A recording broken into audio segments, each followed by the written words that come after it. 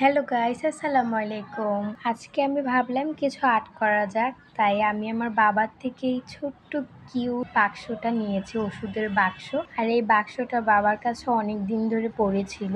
এখানে আমি রং করার জন্য আমি আমার কাকা থেকে রংটা নিয়ে আসছি, যদিও কাকা জানে না আমি তার থেকে রংটা নিয়ে আসছি। তবে এই রংটা দিয়ে মূলত আমি পুরো বক্সটাকে রং করব।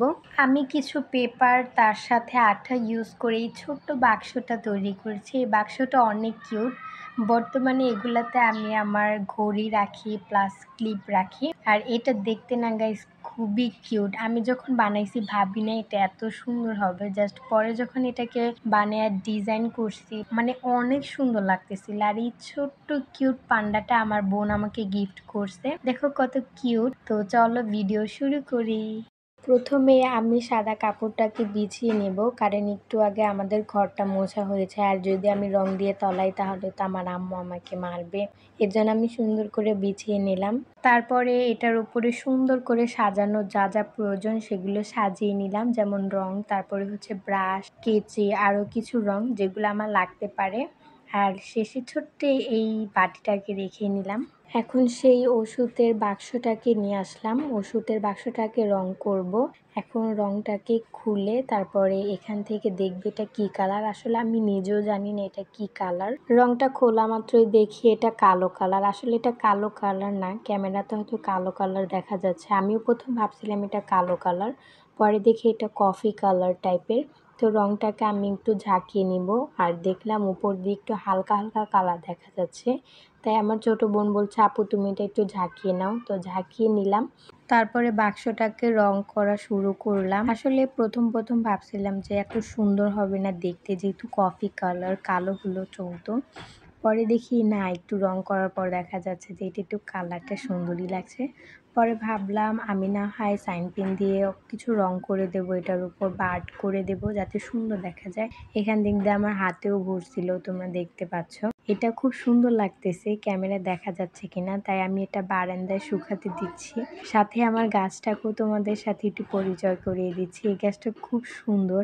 আর সন্ধ্যা হলে এটার প্রচুর ঘ্রাণ বের হয়, মানে সুগন্ধ বের হয়, প্লাস এটা প্রচুর ফুল ফুটে।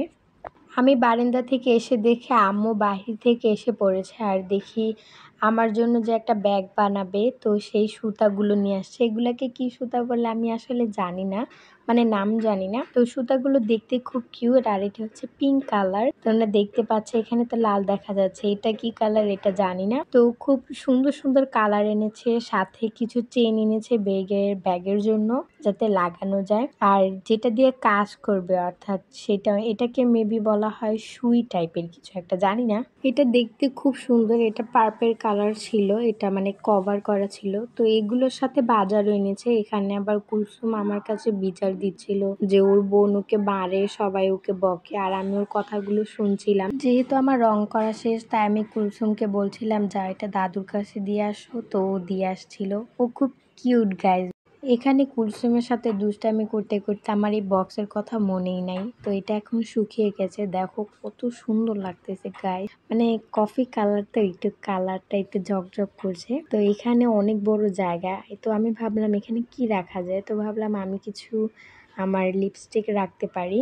তো ভাবলাম আমি যেহেতু কিছুদিন আগে লিপস্টিক কিনেছি 4টা, তো এই 4টা লিপস্টিক রাখার চেষ্টা করব এখানে, কারণ এগুলো আমার কাছে স্পেশাল লিপস্টিক। মানে আম্মু কিনে দিয়েছে, তবে কালারগুলো খুব সুন্দর।